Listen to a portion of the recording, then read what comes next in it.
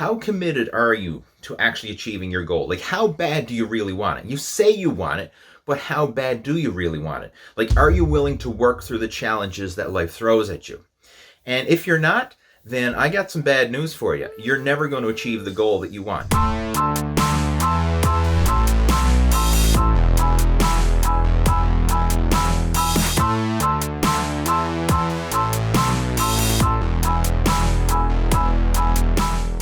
Hey there, how is it going? It is your muscle building coach, Lee Hayward. And in today's video, I want to address something that is so common among people who start a new fitness routine. Whether your goal is to lose body fat and get back in shape, or it's to build muscle, or training for whatever, whatever your goals. I mean, if it's health and fitness related, if it's weight loss related, athletic performance related, whatever. There's a common theme that I see over and over again, and it really derails a lot of people's progress. And I don't really know the reason for it. Like, I don't have a scientific reason for it, but I just know that it's such a common occurrence. And what happens is when you start a new program, like maybe you've been procrastinating and you've been putting it off and putting it off and putting it off, and you're finally at the stage now where you're like, no more, this is it, enough's enough, I gotta make a change. And maybe you go to some drastic measures. Maybe like you join a gym and you hire a coach or a personal trainer or something like that, and you take all these precautions, and you're like, that's it, I'm no more, I'm getting my shit together and I'm gonna make a change.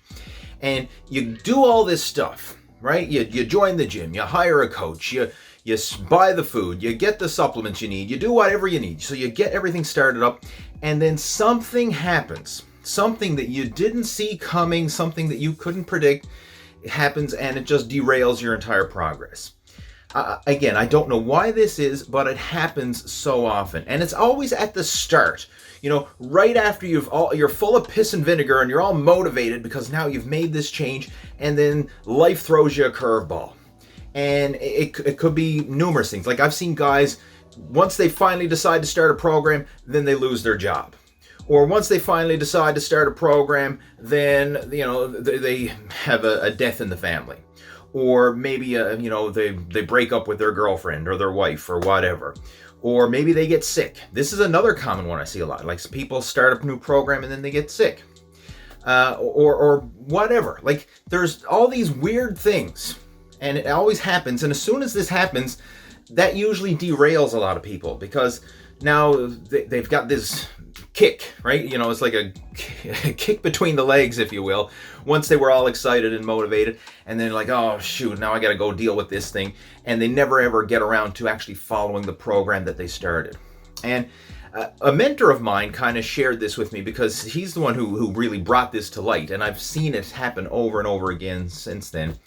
And his philosophy behind it is, it's almost like it's the universe's way of testing you to see how committed are you to actually achieving your goal. Like, how bad do you really want it? You say you want it, but how bad do you really want it? Like, are you willing to work through the challenges that life throws at you?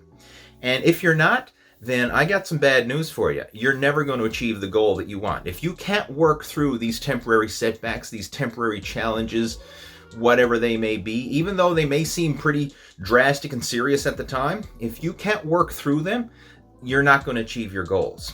And I'll give you an example of some of my own coaching students. Like, I've had guys who came on board with my coaching program back in the winter, and they were all excited, and we designed a workout program for them and designed a nutrition plan and everything else, and they're probably like 3 or 4 weeks into their program, all excited, gung-ho, and then next thing you know, what happens? Coronavirus hits, and then the gym is shut down, and now they're like, well, now what do I do? I mean, I was on a roll, I was going to the gym 3 days a week, now I can't go to the gym at all. Now what do I do? I mean, that was a big blow that hit everybody. Nobody's seen that coming. Nobody could have predicted that. But and the truth of the matter is, a lot of people used the whole coronavirus as a major excuse as to why they can get fat and out of shape again. Well, hey, the gym is closed and I'm stressed out, and oh my, I just as well to comfort eat and blah, blah, blah. Next thing you know, you're piling on the pounds and you're worse than you were before. But there's been some people who took this opportunity and really like hit it face on and actually made some great progress. And I can share some results of people who I've worked with personally who've taken their gym workouts and then totally turned it into at-home body weight and home gym workouts, and actually made better gains training from home during the coronavirus. Like, there's been several guys in my coaching program who've hit new personal records, new personal fat loss goals while the gyms were closed because they took action. They didn't let this as this temporary setback hold them back. They used it as even more motivation to fuel their fire to do it no matter what. Like, hey, I can't get to the gym. Well, what can I do instead? And then they ended up, getting some home gym equipment or resistance bands, or then they started working on body weight exercises. And hey, I can't go to the gym and do cardio. Well, you know what? I'm going to get that old bicycle out of the garage and, pump up the tires and then grease up the chain, and I'm going to go for a ride on my bicycle. Or I'm going to start taking up walking and jogging, or things that I can do, right? And I've seen guys make incredible progress because of it. Some guys actually lost their jobs over coronavirus. And instead of getting all, pity party like, poor me, I lost my job, they said, this is great, I've got more time now to work out. So they were actually doing more exercise because they didn't have the stress of their jobs. So there's always a silver lining to it. And that's what I want to kind of emphasize in this video is, when you start anything, there's always going to be challenges. And the challenges very often are going to be things that you could not foresee. Like, we try and plan for challenges in advance if you can, but there's always going to be unforeseen challenges. Again, coronavirus was one that nobody seen coming, right? That was a big shocker. But there's always going to be other challenges come. Like, we're all going to have to deal with death, right? You're going to have friends, family members, relatives, loved ones who are going to pass away at some point or another. That is inevitable, right? So, when that hits, how do you deal with that, right? You need to be able to pick up the pieces and move on. Everybody's going to have changes in their career, or ups and downs in their career, right? Maybe, you might get laid off or fired from a job and you'll have to start a new one, or maybe you'll have to change departments, or maybe, due to the ways the economy's changing, certain industries may become obsolete and certain industries may start to explode and grow. You're going to see some changes, right? There's going to be some big changes. And I know a lot of people who are going through these changes right now. It's how do you deal with these changes that's going to determine your success or failure. And the big thing is, it doesn't take any more time to eat an unhealthy meal, to eat a healthy meal than it does an unhealthy meal. And in some cases, it can actually take less time. So a lot of people use, well, I don't have time to eat healthy. I don't have time to this. That's a crock of BS. Right? Nowadays, it's just as quick and it's just as convenient to eat a healthy meal as it is to eat an unhealthy meal. And I actually made YouTube videos sharing this, right? So, I'll post some links up in the cards there and down in the description or whatever if you want to check out some healthy fast food meal ideas. But don't use time as an excuse. And as far as the workouts, they don't have to take a big lot of time either. Like, one of the things that really got me off track back in the day, when I let myself go, and after my son was born and I ballooned up and got fat and out of shape, is I use that excuse of, oh, I don't have time, or I'm too tired, or I'm this or that. And in my mind, I had this mental block saying, if I didn't have at least an hour to work out, I didn't have time to work out. And just think of how limiting that belief is.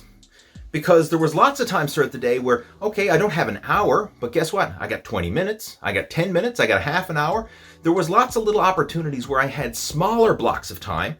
And instead of just, scrolling through my phone or watching I would sit down and watch a half hour of television, but I wouldn't do a half hour of exercise, right? Like, we justify this kind of crap all the time. And I was guilty of it too, right? If I had a half hour to spare, I would justify sitting down and watching a half hour of TV or going on YouTube and watching a half hour of YouTube videos, but I'd say, well, I don't have time to do a half hour of exercise. How stupid is that?